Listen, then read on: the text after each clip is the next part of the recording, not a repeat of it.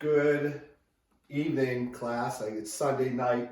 I'm filming your lesson for Monday, April 20th, 2020.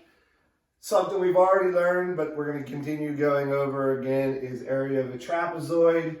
And it has a formula that is kind of scarier than the other formulas we've been working with.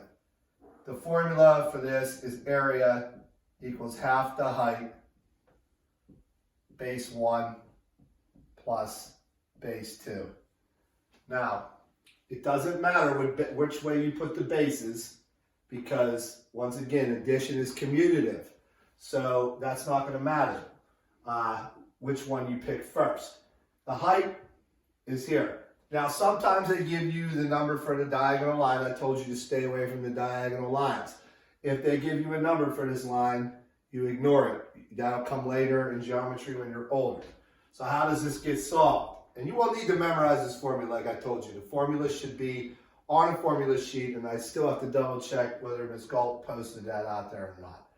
All right, so how does this work? We have a height of 7. So we'll go over here. Height of 7. We got to take half of that. So what's half of the height of 7? It's 3.5. So we solved this part. Base 1 and base 2. Don't matter which way you put them. I told you that already. 5 plus 12. It could be 12 plus 5. It doesn't matter. So that brings me to this. 3.5. 5 plus 12 is 17. Then you multiply the 17. I need my calculator. You multiply the 17 times 3.5. And you get 59.5, and we're doing inches, and we square it. All right, so that's how you do the area of a trapezoid. I'll do another one for you. Let me get my eraser out. All right, so rewrite the formula up top here so you can see it better. The formula, again, is area equals half the height, base 1 plus base 2, okay? Now, if I draw another trapezoid, I actually have my book. I got my book. So what happens, say, if the trapezoid is upside down? It looks like this. Doesn't matter. Still has a height. Sometimes they give you the height inside, and that's what they do here. So it's 0.3, and they're using feet. And then they give you 1 up here, and they give you 0.5 down here. So you still have 2 bases, even though the trapezoid's flipped up on its head, and they give you a height in here. Notice they stayed away from giving you any numbers on the diagonal lines. All right, so what do we do here? First, we got to take half the height. So we got to take half of 0.3. So you type 0.3 in your calculator and you divide by 2. And that comes to 0.15. We have now solved this piece of it. Now, we take the 1. Whoops, that's a plus sign. We take the 1 and we add 0.5 to it. So we still have 0.15. You add 1 and 0.5, you get 1.5. Then you multiply 0.15 times 1.5, and your answer is 0.225 feet squared. That would be your answer to this. Don't get intimidated by the decimals. Use a calculator on the decimals. They give it to you in fraction form, you turn it into a decimal. All right? So that's how you do area of a trapezoid. We did this already, so I shouldn't have to spend a lot of time on it. Remember the formula, okay? And just solve it using the formula. All right. That's the trapezoid part of the lesson. And there's always a review part of the lesson as well, and it's going to be adding and subtracting decimals. That goes way back as well. So let's just say you have 3.85 plus 53.7, and you need to add that up, okay? Now what I normally do is put the bigger number on top. Adding and subtracting decimals, you always line up the decimals. 53.7, and then down here, 3.85. Now, if you feel like coloring this back in and putting a 0 here to make that nice, you can annex a 0 and do that, okay? Now, this is addition. You just add them up now. 5, 15, 3, 4, 7, 5. You bring the decimal straight down, and you have an answer to your problem. In addition and subtracting of decimals, you line them up. You do not do that in multiplication and division, which we'll get to down the road. All right, let's do another one. Let's do subtraction. Let's do 3.82 minus 1.65. And see what happens. Take the bigger number, stack it on top. 3.82, subtract 1.65. Notice I lined the decimals up underneath each other. Now it just becomes simple subtraction. You borrow from the 8. 12 minus 5 is 7. 7 minus 6 is 1. 3 minus 1 is 2.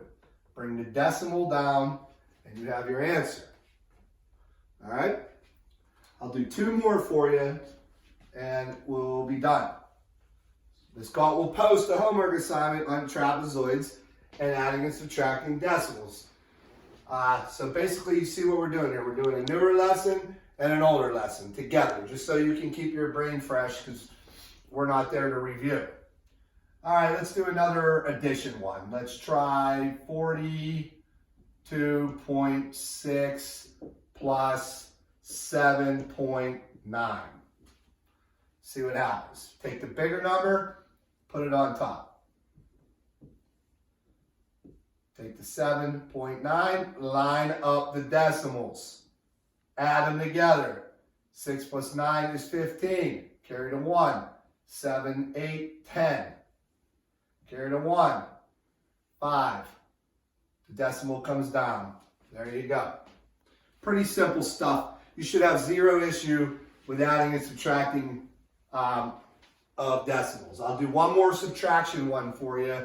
Let's go with 26.71 minus 3.8 and see how this goes. Okay? Bigger number on top. 26.71. Subtract off 3.8. Now notice there's nothing out here. You can bring a 0 out here to make it match up. And then you look and see what you need to borrow from. 1 minus 0 is 5. I need to borrow from over here. 17 minus 8 is 9. 5 minus 3 is 2. 2 minus 0 is 2. Bring your decimal down, and voila, you have your answer. So, not too hard, adding and subtracting of decimals. You line up the decimal. Trapezoids, you have a formula for. By the way, as you're watching this for Monday, April 20th, this is the beginning of the 4th 9 weeks. I have closed the 3rd 9 weeks grades out. I did not get a chance to do Alex bonus points. However, I bumped grades where I felt they were appropriate. So, and we had enough grades from the 3rd 9 weeks that I felt comfortable with where we were at. The exit ticket you took the other day on parallelograms and the exit ticket you took the other day on triangles will go into the 4th 9 weeks whenever they open Skyward up for the 4th 9 weeks. Once again, I'm checking to see who's watching these videos. I'm also keeping track of who turns in the exit tickets and homework. I have spreadsheets on this stuff. I'm able to see who's not logging in. And if you do not log in and try this, and I see that you haven't for the entire week, you will be marked absent on Friday. And you'll get a phone call from administration about why you're not logging on. The videos need to be watched. If you're not watching the videos, you're not going to learn. I understand this is review stuff, but what's going to happen when I teach a new lesson and you don't watch the video? You're not going to understand how to do the lesson. So please be watching the videos. I'm keeping track of how many views there are on these, and if there's not enough views, then it's telling me people aren't doing what they're supposed to be doing. This is the 49 weeks. This is the new grading period. So you're getting graded just like you were in school. So just because you're home, don't think that, we're not grading. I'm trying to be as lenient as possible in this time of crisis out there in the world right now. So I'm not as strict as I normally am in the classroom. So if you're turning stuff in late, I'm okay with that. I prefer you don't do that. But if you're doing that, I'll accept it. I'm not going to be like you get a 0 like I would in school. All right. So just please turn the stuff in within a week and everything will work out. And I'm trying to keep this as simple as I can.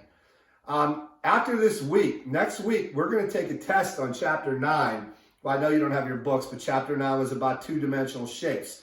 We were almost finished with the chapter when we left March 13th. I'm just going back and reviewing the chapter right now.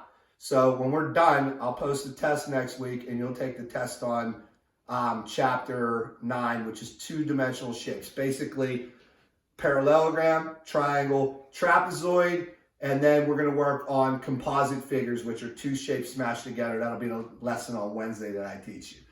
All right. If you have any questions, as usual, contact me through the classroom. Be patient. We're being bombed with emails from parents and emails from students. Ms. Galt and I share 2 classes together. We're trying to get back to people as fast as we can. If I miss one of you, I apologize, but it's like overwhelming at times how many questions we have to answer throughout the week. So just be patient, and if I don't get to you, just send me a reminder and say, hey, listen, you never got back to me. Can you please answer my question? And I will. All right? Okay, this is the lesson for Monday, April 20th. It's going to post Sunday night, the night before this, because it's Sunday night right now. Do the lesson and turn it in. I will talk to you guys tomorrow when I review the homework. All right, have a good night, everybody. See ya.